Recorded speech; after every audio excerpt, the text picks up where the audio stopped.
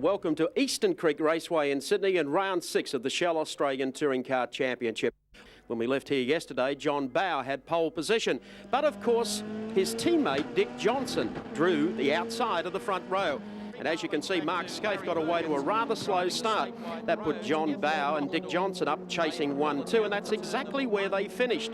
Johnson looking quite keen there as he got away from John Bowe.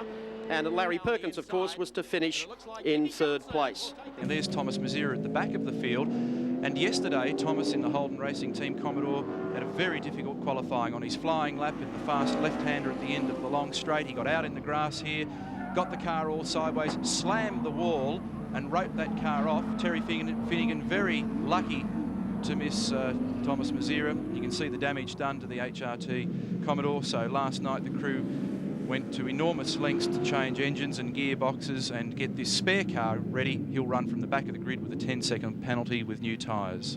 Round 6 of the Shell Australian Touring Car Championship from Eastern Creek. They're racing, and look at Scaife, straight between the pair of them. 4-wheel drive, no advantage. Don't you believe it? Heading down to the first turn. It'll be Mark Scaife that leads them in there. Dick Johnson in 2nd spot. They're followed by John Bowe. There's the Lansvale Smash Repairs car going through. Tony Longhurst away to a good start, and so too Alan Jones. Turn number 2. And the Nissan will lead. The 2 Shell Sierras tucked in behind them, and then Larry Perkins and the statewide Rhodes Commodore coming up very smartly behind John Bowe. Certainly a great start from Mark Scaife, and he's wanting, of course, to protect his championship lead, and he's trying to pull off a double in 1992 and win the Australian Driving Championship as well as the Touring Car Championship. But there's a heck of an argument for the minor placings. Well, he's gained a couple of spots. Here's John Bowe pulling out of the slipstream, just has a look at Dick Johnson. That is the fastest corner on the circuit, as Bowe, down on the inside of his team leader, wraps up 2nd spot, gets on the toe now of the Winfield Nissan as they head down to turn number 2. And JB in no mood to settle for 2nd best today. He's on the tail of the Nissan. Dick sits in right behind him. Larry Perkins, a very comfortable 4th at this stage. Well, John Bowe's been knocked around by a variety of competitors over the last couple of rounds, Mike, and I think he's going to be quite happy just to get up there and do battle with Mark Scaife and show who's boss here. Looks like Terry Finnegan, is it, that's blowing all that smoke? There's plenty of it. Foodtown Commodore. It looks like it's lunched itself. It's getting close up here. We take Nissan race cam. This is Jimmy Richards' car riding back in the pack. Jim had a problem in qualifying yesterday. The car ran on 5 cylinders, and that's why he qualified way back in 12th position.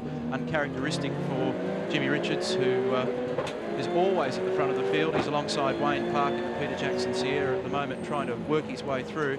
This is a very, very tricky track to pass on. I personally love the track. I think it's a fabulous complex, and Richards through on the inside of Park. But you have to pick and choose your passing spots very wisely. There are a lot of places on the track where 2 lines converge, and look at this scrap with Bowe up on the outside of Scaife, and the Sierra just blast past into the lead. So clearly the Ford with a horsepower edge at the moment. Bowe made a good run onto the straight, got the draft in behind Mark Scaife, and Larry Perkins is tagging along well in the Commodore. So we've got Sierra from Nissan, then another Sierra, and then Larry attacking Dick Johnson in the argument for 3rd place. Looks like the Finnegan car, the number 27 car, is in the pits, out of commission.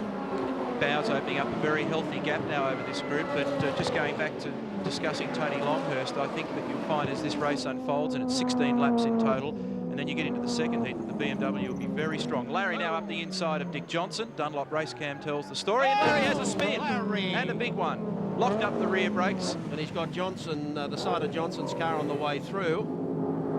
Yes.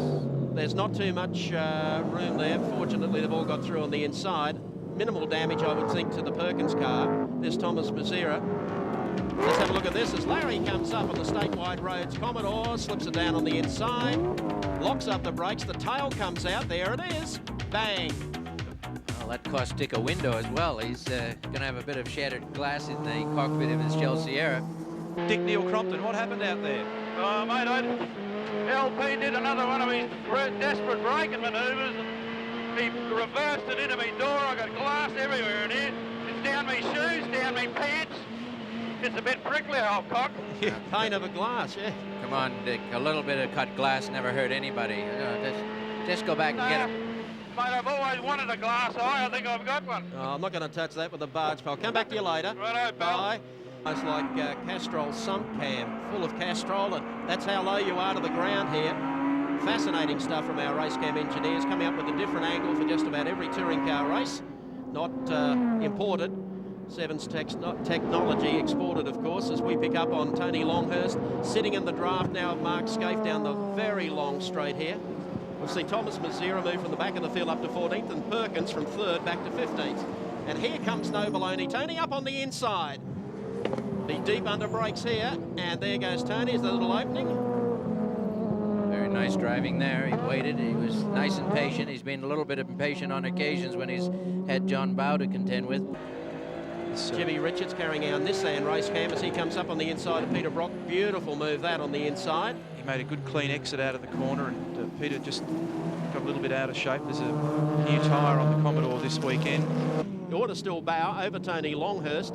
They've opened up a huge gap over Mark Scaife, and probably 8 or 9 car lengths then back to Johnson, followed of course by Jimmy Richards. Take Dunlop race cam. Dick goes down the outside under brakes. Brock's got a nice line into the. Yes, you'd be a bit careful. You didn't cop a Larry back through the window there. Brock covers his tracks, and while Dick gets pushed wide, Alan Jones takes advantage of that, and Dick goes back even another position. 5 laps to go in this Heat 1 this afternoon of round 6, and it's as close stuff. Let's have a look at Colin Bond. I think he got a bit of help there from Paul Morris, perhaps just a touch, maybe. Paul actually forgot to put his foot on the brake there. That was... You weren't as gracious as us. We take our Castrol race cam, riding almost at Castrol sump level with Tony Longhurst. And this will be fascinating stuff over the tight part of the circuit. Let's see what Tony can do here. Oh, here's a fire in Bondi's car. They pulled out the it's Bush fire Gary gun. Wilmington's Yeah. Toyota Supra. He's had a big barbecue on 4 wheels there. They've got it out. Well, he's on top of old smoke. It looks at, yes, he's out of the car and okay. That's just before the grandstand here at Eastern Creek. See, Tony's on the throttle early. Castrol race cam shows a fabulous view under the bottom of the Sierra. The BMW M3's almost got racing car characteristics in the way that it brakes and handles, where the Sierra, the Commodore and the other cars are probably more traditional touring car guys, where your tyres and brakes are really sad after a while. Up on the inside this time, but again the Sierra quicker in a straight line, so then John covers his ground naturally. This is probably an area of vulnerability, but Tony would have to get right round the outside and then almost take some ground off John. That would be a very tough thing to do. Plus there's dust and marbles on the exit, and you can see that when the Sierra runs wide, it closes off the opening quite dramatically. And Dick Johnson in trouble, car number 17. What has happened there? A spin? Any other parties involved? It's hard to tell. He's really been in the wars today.